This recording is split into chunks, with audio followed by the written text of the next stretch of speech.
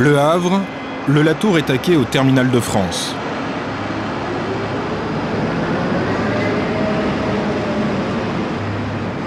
Avec ses 200 mètres de long, ce porte-conteneur est affecté au service Tour du Monde.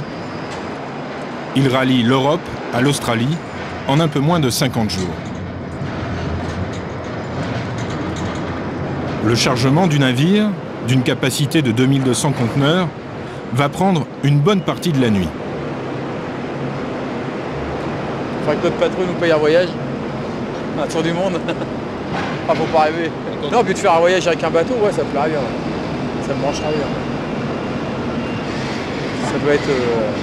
quand ils prennent des coups de tabac, tout ça, ça doit être impressionnant. Ça doit être impressionnant. Vous savez où il part, ce bateau-là? Non, du tout. Du tout. On ne sait jamais d'où ils arrivent et d'où ils repartent. Moi, je gère les portiques, c'est tout.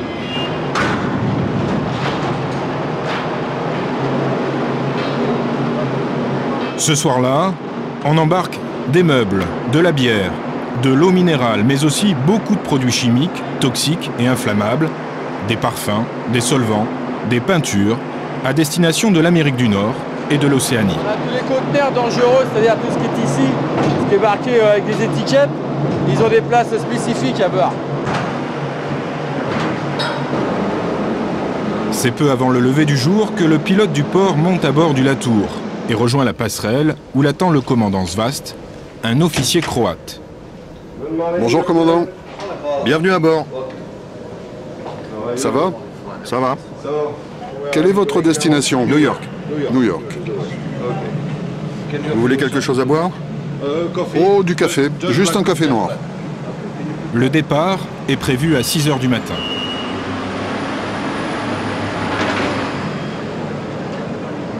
Des horaires stricts auxquels le moindre manquement signifie une perte d'argent pour l'armateur. Un porte-conteneur, c'est fait pour rester le moins de temps possible à quai. La vie à bord a terriblement changé, les escales sont courtes, on est loin du commandant qui prenait un fiacre et qui allait visiter, qui allait chercher s'il ne trouvait pas quelques marchandises à charger sur son bateau, et qui représentait l'armateur. Depuis, l'invention du conteneur a littéralement bouleversé le fonctionnement de l'économie mondiale.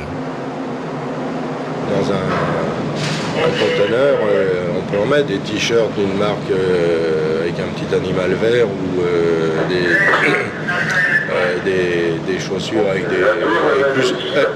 plus ou moins de bandes sur les côtés. Vous pouvez en mettre pas mal. Vous pouvez aller faire fabriquer vos chaussures ou vos chemises très loin, puisque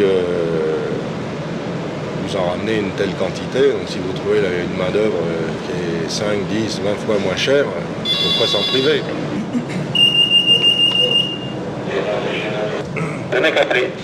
D'accord. Hôtel.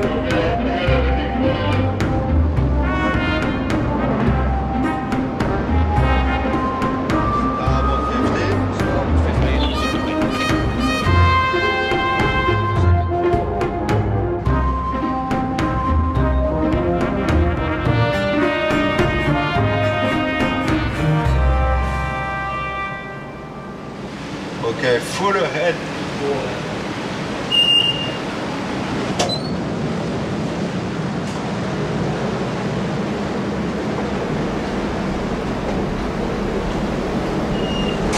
La voie est libre. Le pilote peut désormais quitter le navire.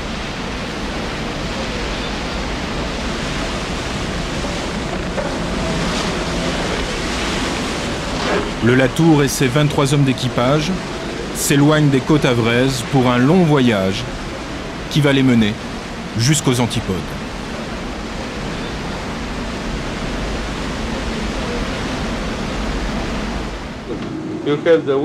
Ici, il y a un sifflet, et là, il y a une pile qui active la lumière. À bord du Latour, on communique en anglais. Les officiers sont croates et embarquent pour des contrats de 4 mois.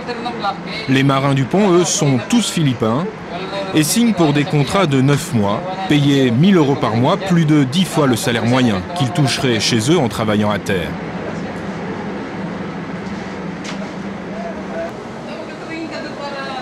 Rodolfo, le marin au bandeau, est le doyen de cet équipage. 58 ans, dont 35 passés sur des bateaux. Les marins, ils sont millionnaires pour un mois. Et puis pour combien de mois de misère? Les marins économisent leur salaire pendant 9 mois, mais quand ils reviennent à la maison, on les appelle les millionnaires d'un jour. Après 2 ou 3 mois sans travailler, ils ont tout dépensé. Alors ils reviennent voir leur compagnie et ils demandent à s'embarquer à nouveau sur un bateau, parce que tout l'argent est parti.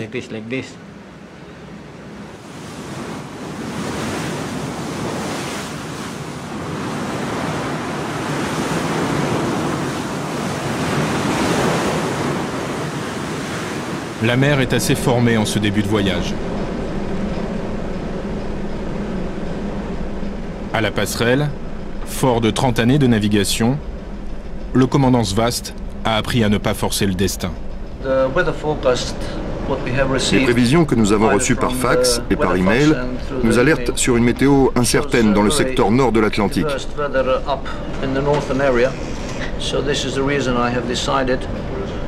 Vous pouvez voir cette grande dépression en formation ici.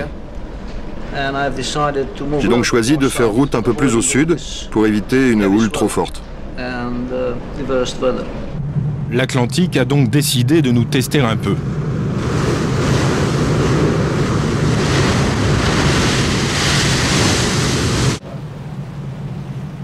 Pendant 2 jours, le Latour va être chahuté par la météo.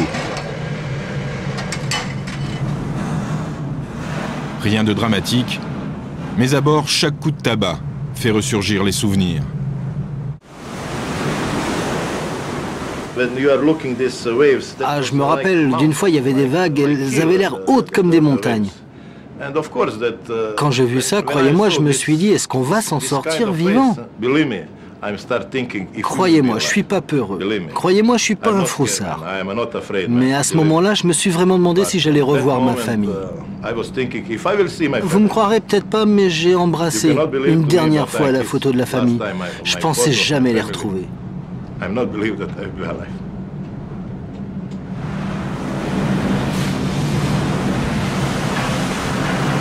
Le Latour fait le dos rond.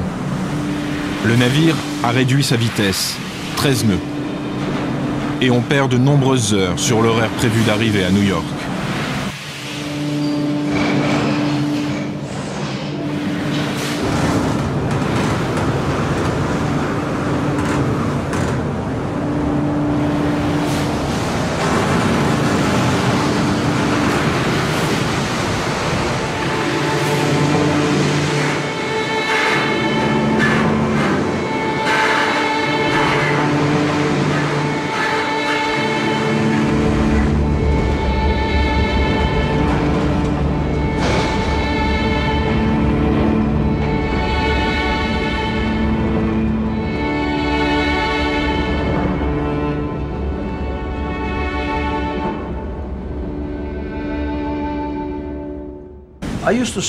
J'ai coutume de dire qu'il ne sert à rien d'affronter toute la puissance du mauvais temps. Alors j'essaie d'être intelligent en tant que possible et j'essaie d'éviter ce mauvais temps. C'est toujours une question de balance entre la sécurité et le timing. Sinon je sais que tout le monde viendra me dire « Pourquoi t'as pas fait ci? Pourquoi t'as pas fait ça ?»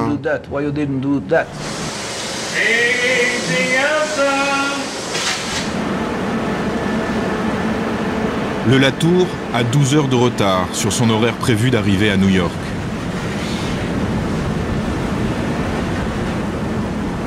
Le mauvais temps a laissé des traces. Le pire ennemi d'un bateau, c'est le sel déposé par les embruns. Le sel qui fait tout rouiller, qui attaque les peintures. Alors la tâche du jour pour les marins philippins, c'est un grand nettoyage à l'eau douce.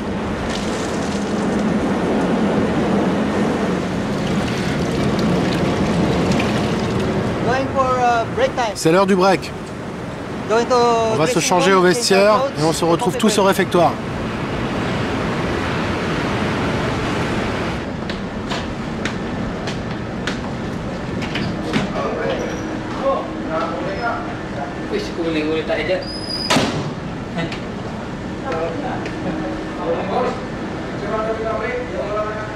Pour ces marins, une journée ordinaire de travail commence à 8 heures et se termine 10 heures plus tard. 7 jours sur 7, pendant 9 mois. On les embauche parce qu'ils sont parmi les moins chers du marché et les plus compétents.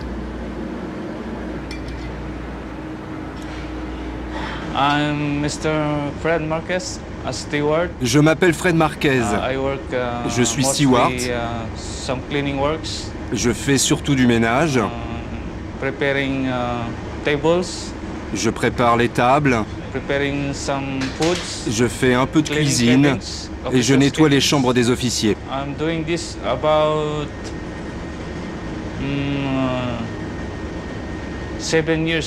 Cela fait 7 ans que je travaille sur les bateaux maintenant.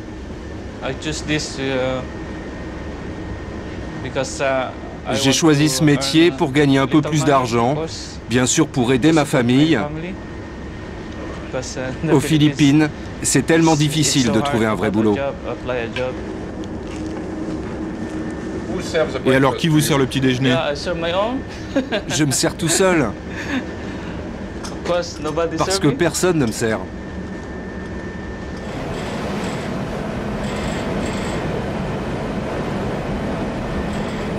Le Latour n'aura finalement pas réussi à combler son retard dû à la tempête. D'ailleurs, le mauvais temps s'est installé à nouveau.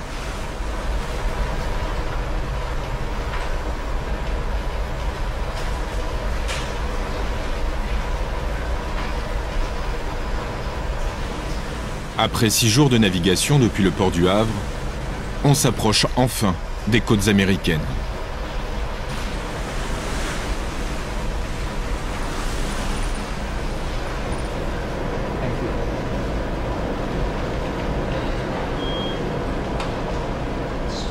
Bel oiseau, non?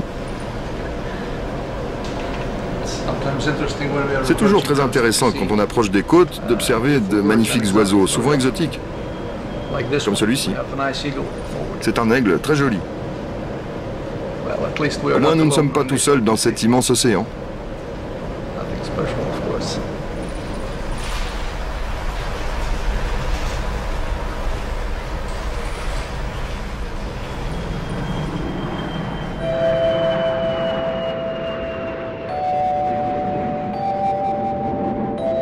New York, première escale du Latour.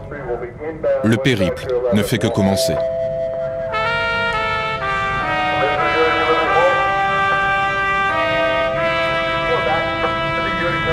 Il est 6 heures du matin, le pilote vient de monter à bord.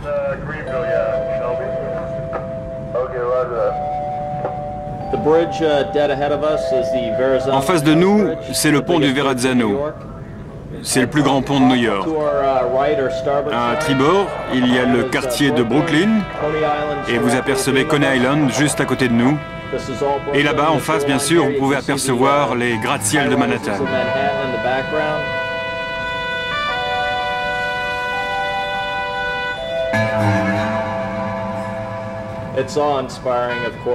C'est tellement beau les matins comme celui-là, lorsque le soleil se lève sur l'horizon.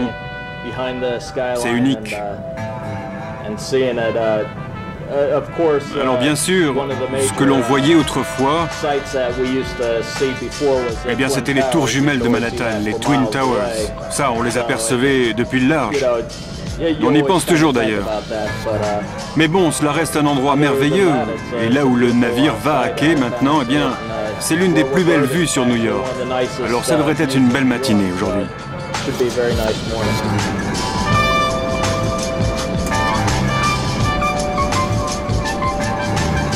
Arriver à New York par la mer restera toujours une expérience singulière.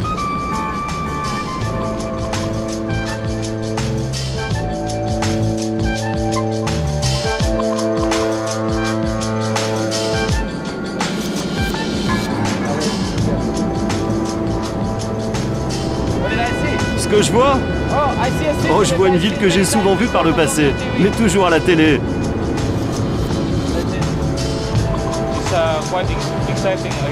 C'est vraiment excitant de voir New York. Si j'ai l'opportunité, je m'installerai ici avec ma famille. Ma femme s'est déjà renseignée pour un boulot ici. Peut-être un jour on vivra là.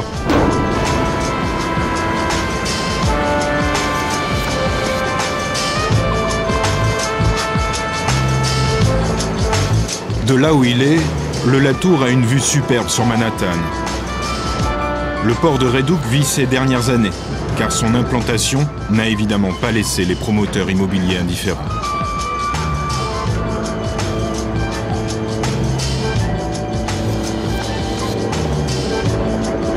Le Latour est à quai pour une dizaine d'heures seulement, le temps de charger et décharger 432 conteneurs exactement. Le navire a apporté à New York de la bière, de l'eau minérale, des meubles, des produits chimiques. Il repartira avec des vieux papiers à recycler, de la ferraille, des déchets plastiques et des machines industrielles.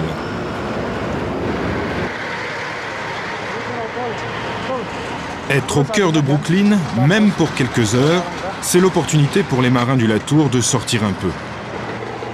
L'occasion se fait de plus en plus rare, les escales sont devenues tellement courtes. Alors Fred, le steward, et Joël, le second cuisinier, ont décidé de faire un peu de shopping.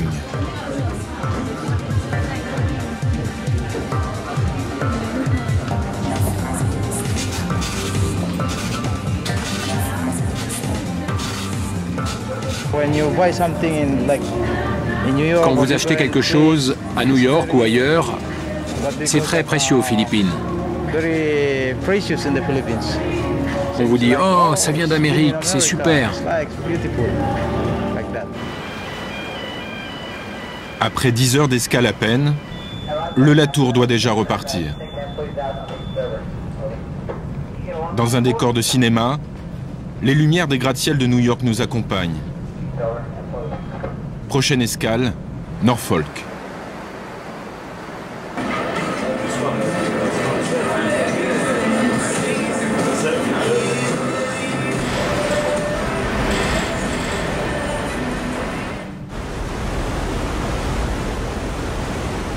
Après le shopping dans les magasins de Brooklyn, Joël a dû revenir à sa routine. Je m'appelle Joel Hilla.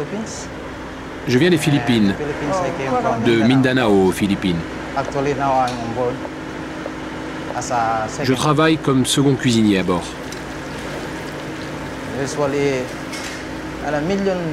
Sur des millions de personnes aux Philippines, très peu seulement deviennent marins. C'est très difficile de postuler, d'avoir les papiers nécessaires. Ça demande beaucoup d'argent pour obtenir un passeport ou pour se présenter aux agences de recrutement. C'est très dur. Alors quand vous y arrivez, les gens sont très fiers de vous.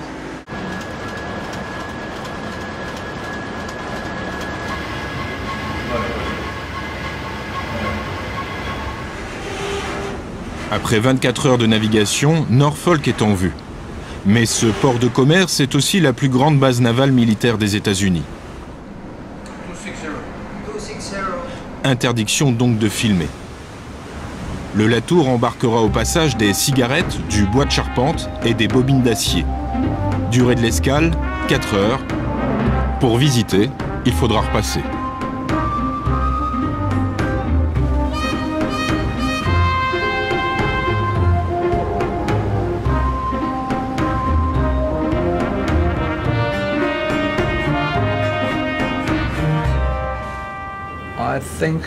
Je crois qu'on a perdu l'essentiel de ce qui faisait, je dirais, la beauté d'être un marin.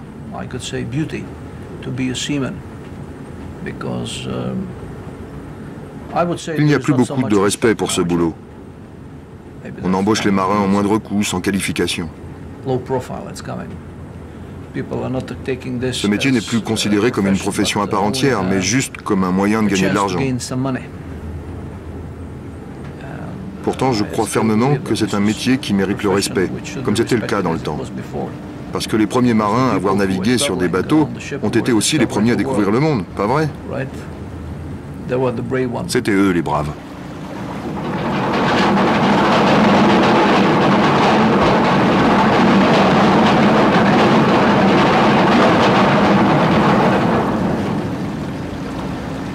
Après une nuit à l'ancre pour attendre la marée, le Latour a rejoint Savannah, en Géorgie. Savannah, ancien port esclavagiste cotonnier.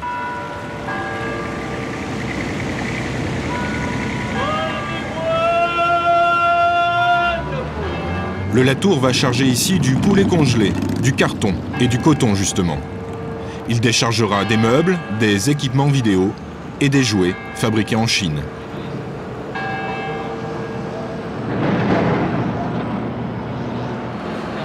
C'est aussi à Savannah que va avoir lieu la relève d'une partie de l'équipage. Le commandant Svast est arrivé au terme des 4 mois de son contrat. Il va laisser sa place à un autre officier, venu cette fois de Roumanie. Bonjour, c'est sympa de vous revoir. Pavel Troader a déjà commandé le Latour à plusieurs reprises dans le passé. Hé Pavel, bienvenue à bord.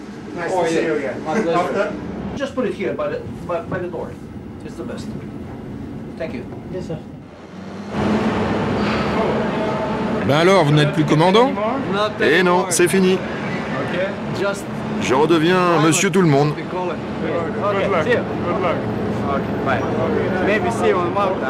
Tu devais pas rentrer à la maison, Tonchi? Eh oui, mais on m'a demandé de faire un mois de plus. Ça va, c'est pas grave. Après 4 mois en mer, ceux-là ont mérité de rentrer chez eux. 2 mois de vacances les attendent. Et puis, il leur faudra rejoindre un autre navire. C'est ainsi que marins et officiers embarquent et débarquent dans tous les ports du monde.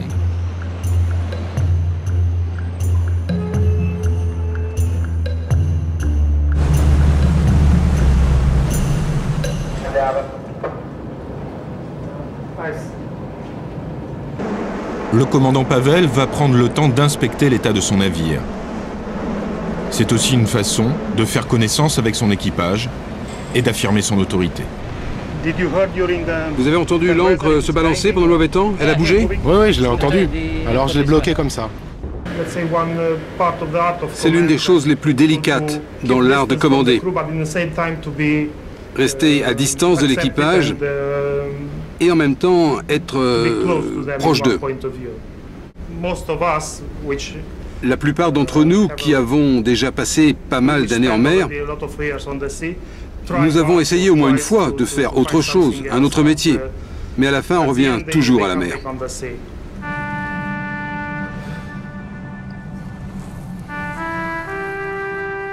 Après 5 jours de navigation depuis New York, c'est une toute autre atmosphère qui nous attend à l'escale de Manzanillo. Nous sommes au Panama, côté Caraïbes, l'air est chargé d'humidité. Ciel plombé, cœur lourd. C'est au tour de Josip de débarquer. Il rentre chez lui, à Split, en Croatie.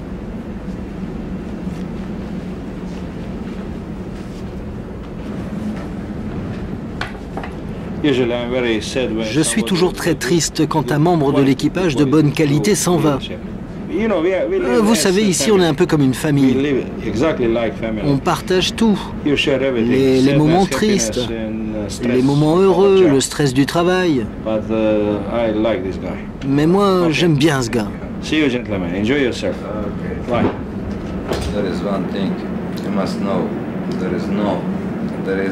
Il y a une chose que vous devez savoir.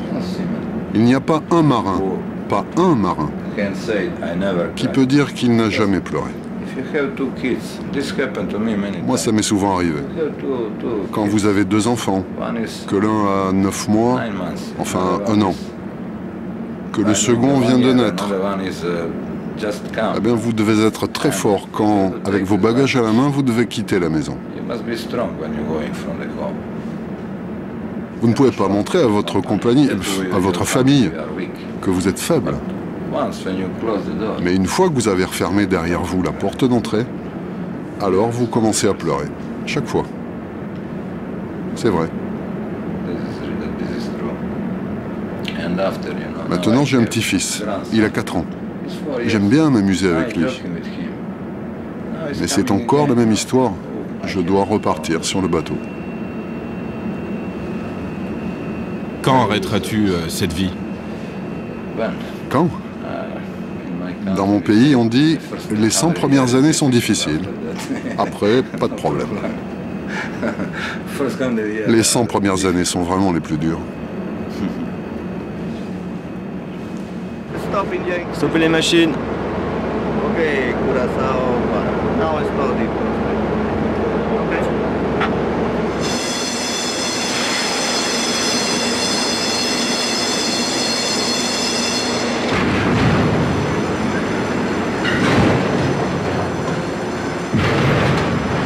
Manzanillo est aussi le port de la zone franche de Colón, la plus importante au monde, après Hong Kong.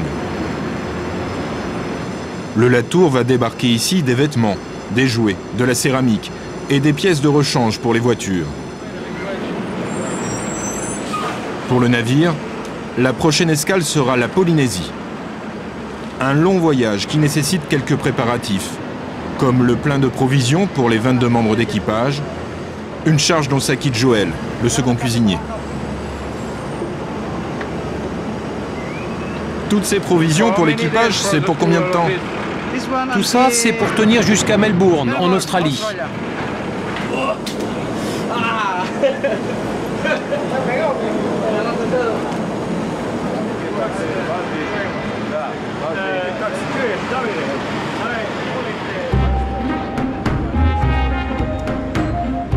Josip, le chef électricien, s'en va, le Latour aussi. L'escale a duré 3 heures à peine.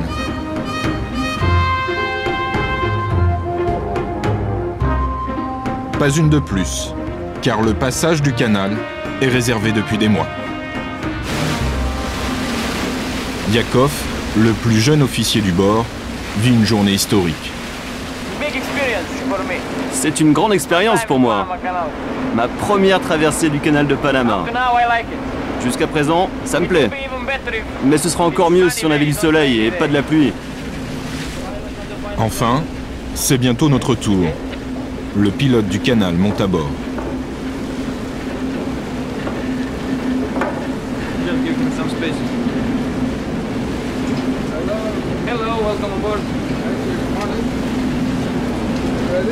Pilote à bord.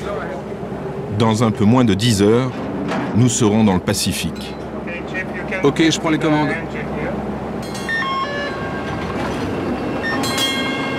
À l'aide de câbles, des locomotives guident avec précision les 195 mètres du Latour dans les premiers bassins.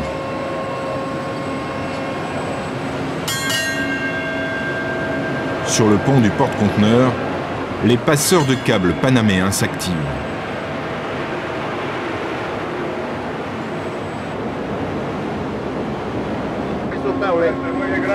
La boucle du câble est maintenue par une bague d'acier. Si jamais elle s'ouvre et que quelqu'un se trouve à côté, il peut se faire couper les jambes. J'ai l'exemple d'un de mes compagnons à qui c'est arrivé. Il y a perdu ses 2 pieds. Un jeu de 3 écluses successives va élever le Latour à 26 mètres au-dessus du niveau de la mer. Le système n'a rien de moderne, mais il fonctionne ainsi depuis 1914.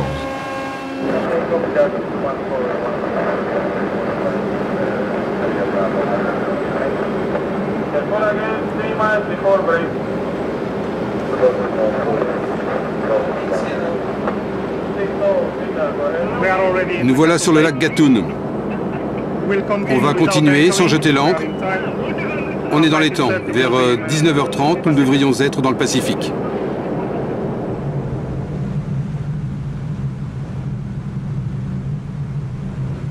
Sur le lac Gatun, qui sert de retenue d'eau pour remplir les bassins d'écluses, c'est toujours l'heure de pointe.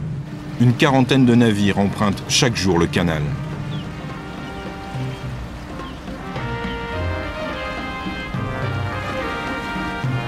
Pendant 80 km et 9 heures de navigation en eau douce, le Latour va cheminer au cœur de la forêt tropicale.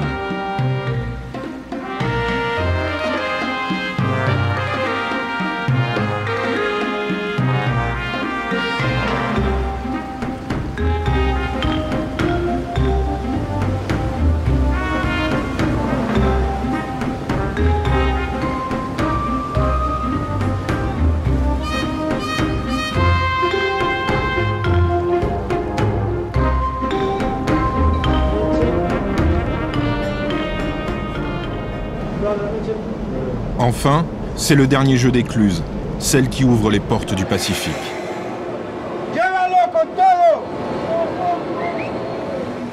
À nouveau, les passeurs de câbles sont de la partie.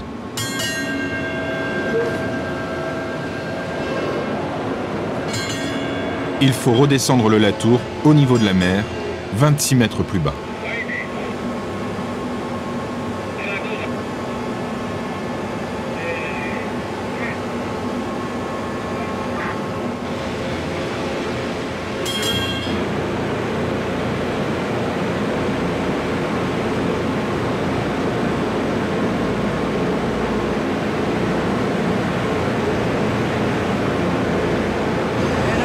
Alors, c'est comment le Pacifique? Tranquille, pour moi, il n'y a pas mieux. Beaucoup plus tranquille que l'Atlantique. L'Atlantique, ça bouge toujours, c'est agité. Mais le Pacifique, c'est plus calme, c'est tranquille. Demain matin, nous devrions donc nous réveiller au milieu de nulle part, tranquille. Du Havre jusqu'à Papeete, nous avons environ 10 000 milles nautiques, soit 18 000 km. C'est une longue route. Et nous parcourons actuellement le trajet le plus long. 9 jours de navigation en plein océan, sans une seule terre à voir.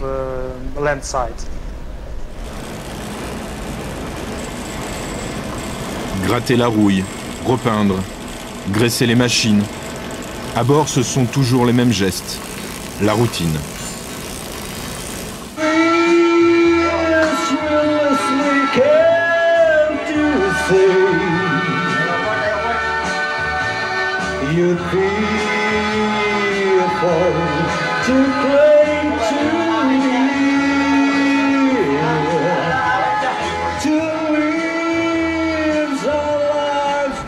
Alors, pour faire passer l'ennui, l'équipage se divertit comme il peut.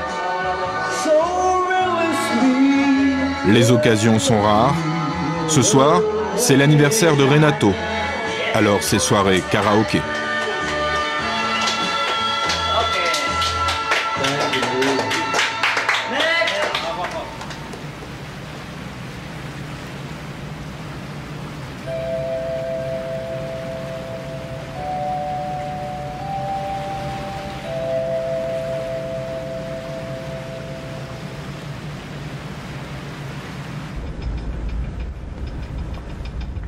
À la passerelle, Yakov est de veille. Le commandant l'a rejoint car le moment est symbolique pour le jeune troisième officier. C'est le passage de l'équateur. Le bateau va basculer de l'hémisphère nord vers l'hémisphère sud.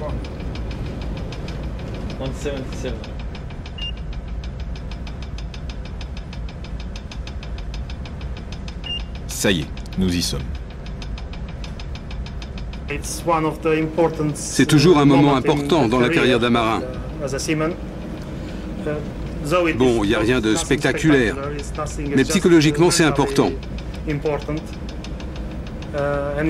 Mais on suit toujours certaines traditions pour ceux qui passent l'équateur pour la première fois. Pour toi, Yakov, ce sera une surprise. Ah oui, le baptême. Un baptême à l'eau de mer. Le coup ne fut pas facile à monter. Yakov était méfiant. Mais on a fini par y arriver. Enfin, presque.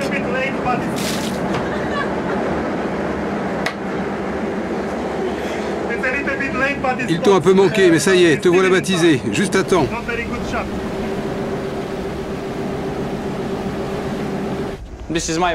Voici mon lit. Il est assez grand, je n'en ai jamais eu de comme ça avant. C'est sympa. C'est un choix difficile de devenir marin, pour la vie de famille par exemple. Oui, oui, c'est un choix difficile. Mais je n'ai pas de femme, je n'ai pas d'enfant. Donc pour moi aujourd'hui c'est facile. Comment ce sera quand j'aurai une femme? On verra bien. Donc je dois trouver la bonne épouse, vous savez. Habituellement les filles disent « Oh, c'est pas un problème que tu sois marin. Celle-là c'est pas bon. » La fille qui dira « C'est un problème », alors là ce sera la bonne. Quand vous rentrez à la maison, c'est comme un nouveau départ, à chaque fois. C'est différent des couples qui vivent tous les jours ensemble. Nous, c'est un peu nouveau à chaque fois. C'est beaucoup d'émotions.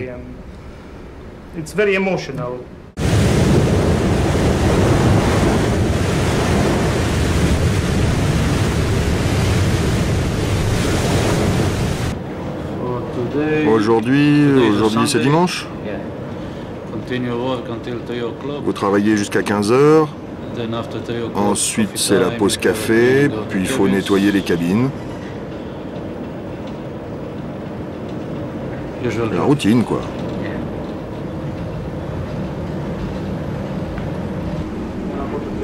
Toujours dans le Pacifique, les journées du Latour sont rythmées par les repas.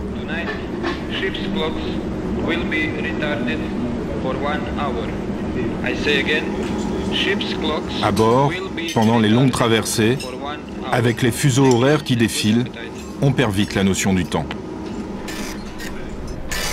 Seul le Telex vient parfois rompre cette monotonie. C'est la compagnie qui envoie des nouvelles, bonnes ou mauvaises.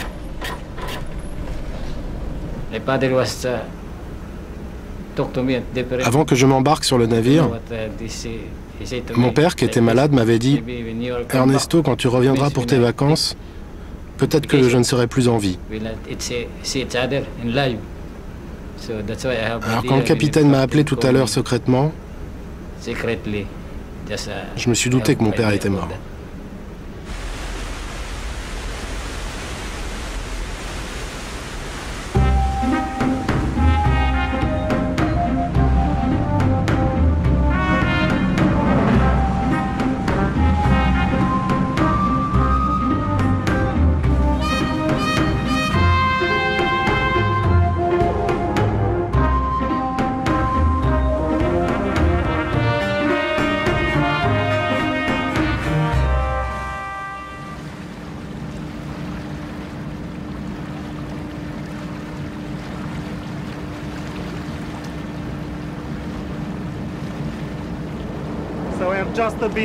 Nous voilà à la hauteur du célèbre atoll de Tetiaroa.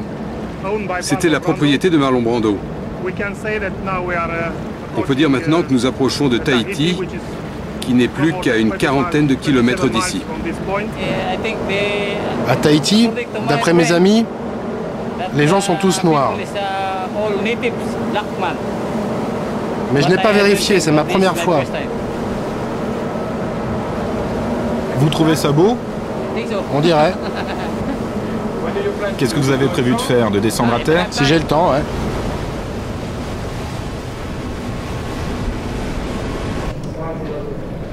I'm up on the beach.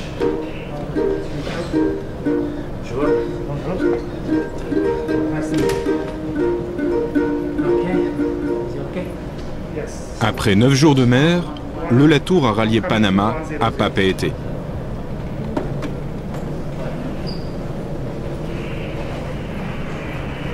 Le café du bord. Merci. Ok, we are increasing half a head. L'entrée dans la rade est délicate. Il n'y a pas beaucoup de fond déjà. On n'a que... Enfin, permis pour des bateaux comme ça, c'est que 10 mètres 37. Donc il y a à peu près un maximum 2 mètres en dessous qui reste, à 1 mètre, entre 1 mètre et 2 mètres. Et c'est serré aussi. Aïtonoui, François. Aïtonoui, François.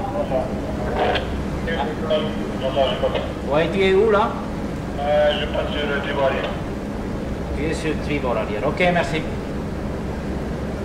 Stop, Benji. Stop, Benji. Passe sur ton tribord. Ok, là, tu viens récupérer la garde avant, tu l'envoies sur le Bollard 12. La garde sur le Bollard 12. 2 jours d'escale sont prévus à Papeete, où le Latour s'arrête environ 4 fois par an. 2 jours, car ici à Tahiti, il n'y a pas de portique pour manœuvrer les containers. Tout se fait encore à la main.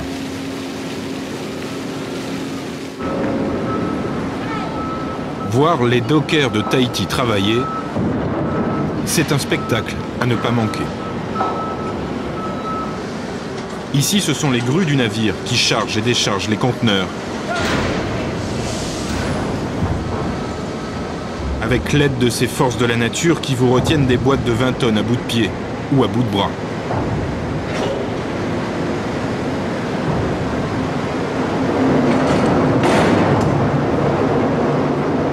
Il y a des petits accidents, quoi, les doigts écrasés, mais mortels, non.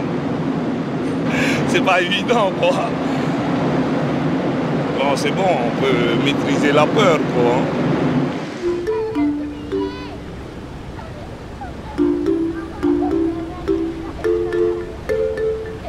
À Tahiti, le Latour se prélasse sous les cocotiers. Pourtant, aujourd'hui à bord, la vie n'est pas rose pour tout le monde.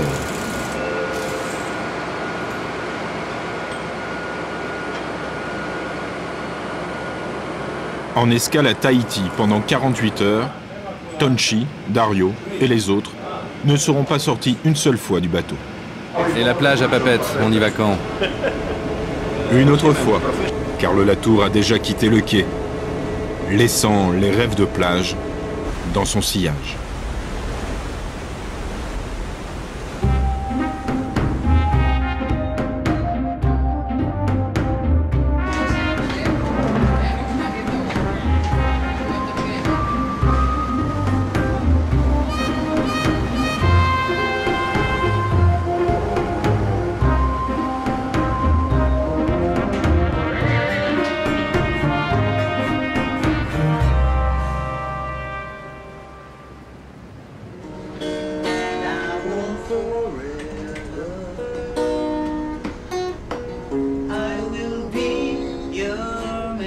Les marins ne traînent généralement pas pour rejoindre leur cabine. Dès 20 h, il n'y a plus personne dans les couloirs. Regarde, c'est comme une cellule. 4 murs, un tout petit monde. C'est tout. Et tu restes ici pendant tout ton contrat. Et c'est comme ça tous les jours.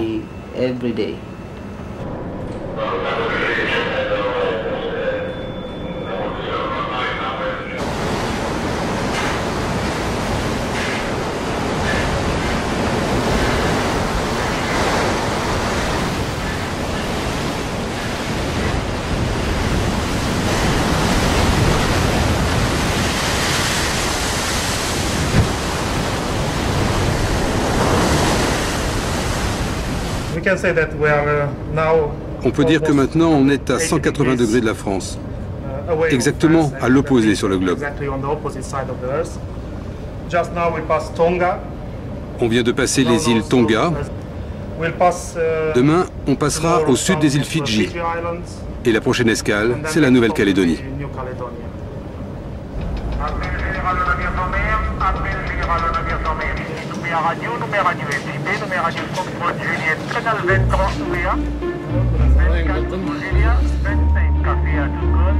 Cela fait déjà 35 jours que nous avons quitté le port du Havre quand nous touchons pour la première fois les côtes calédoniennes.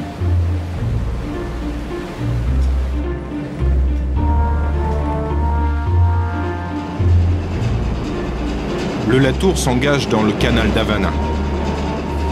La navigation se fait à vitesse réduite, les courants sont forts, la route du navire est parsemée de hauts fonds, de récifs traîtres et de petites îles. Oui, il ressemble à un porc-épic. Avec ses pins colonnaires. 290. Oui, bonjour, monsieur Duflo. On voudrait savoir votre TA en très grand grade, s'il vous plaît. Oui, je serai à 15h30. 15h30. Très bien, merci.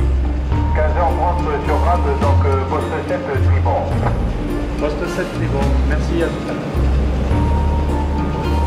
Paradis des véliplanchistes, Nouméa est aussi un comptoir économique important aux antipodes. Le Latour repartira avec quelques conteneurs de crevettes, mais surtout du nickel. 20 tonnes de nickel, made in Nouvelle-Calédonie. La densité de ce minerai est telle que les conteneurs ne sont pas remplis à ras-bord, sous peine d'exploser. Chargés à bord du Latour, ils sont entreposés à fond de cale pour ne pas déstabiliser le navire.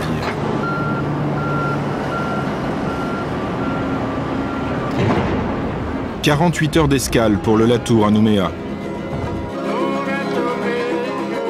Enfin, une partie de l'équipage en profite pour se détendre un peu. Le commandant et le chef mécano sont partis faire les courses au marché. It's $6. No. $6. Can bouger for bouger. No. Rouget. His name is Rouget. Ah, Rouget. Excellent. Combien vous en voulez? Je prends tout. C'est sympa de pouvoir faire nos courses nous-mêmes. C'est meilleur et c'est moins cher que ce que nous proposent nos fournisseurs. Et ici, le poisson est frais en plus.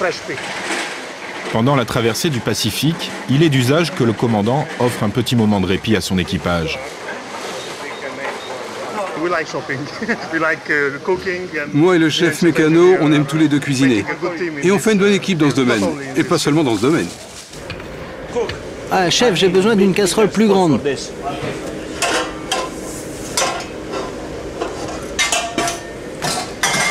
Bon, je prends celle-là. Si Dario a pris les choses en main, c'est que depuis quelques jours, les officiers ont tendance à se plaindre des plats que leur préparent leurs cuistots. Ma mère me disait, Dario, tu dois savoir comment cuisiner, car tu ne sais pas combien de temps je vais survivre, alors...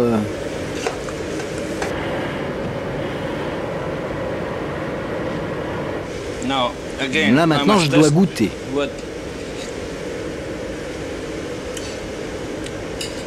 C'est pas bon. Non, c'est pas bon. Il y a trop de... Chef. Les patates sont trop cuites, là. Trop cuites? C'est pas facile d'être cuisinier sur un bateau, parce qu'il y a beaucoup de nationalités dans l'équipage. Alors tout le monde se plaint, et vous devez être plein de patience. Surtout ne jamais s'énerver. Le chef cuisinier sera finalement débarqué 3 mois plus tard. C'est tout pour aujourd'hui, à plus tard.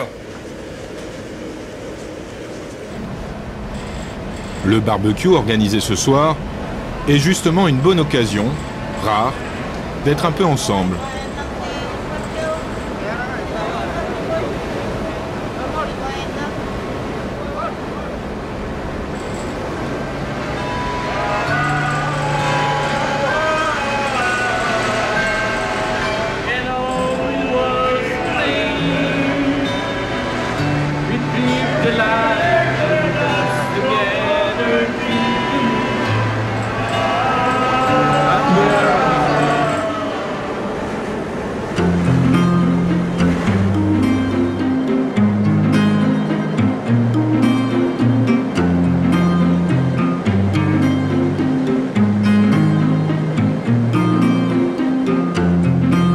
Après 5 jours de navigation depuis Nouméa, le Latour longe pour la première fois les côtes australiennes. Brisbane d'abord, puis Sydney, pour notre dernière escale à bord de ce navire, avec lequel nous aurons parcouru près de 27 000 km depuis le port du Havre.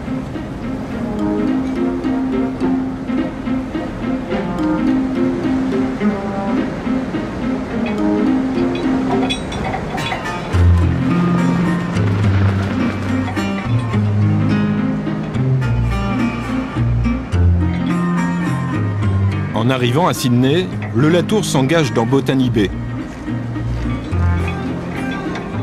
C'est ici que le navigateur James Cook a mis pour la première fois les pieds en Australie. C'était en 1770.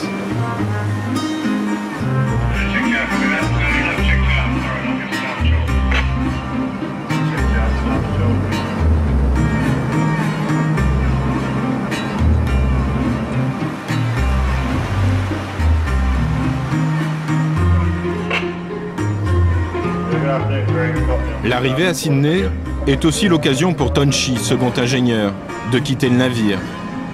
Enfin, après 5 mois en mer, il va pouvoir retrouver les siens.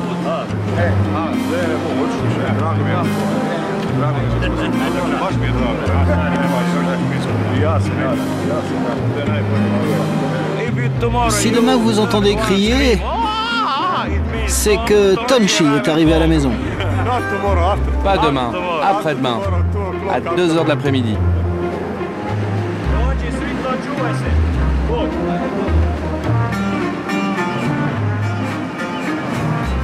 Alors, commandant, c'est notre dernière escale ici? Et oui, c'est la fin de notre voyage. Sydney, Botany Bay. Et puis nous, on a encore une escale en Nouvelle-Zélande et on retourne en Europe.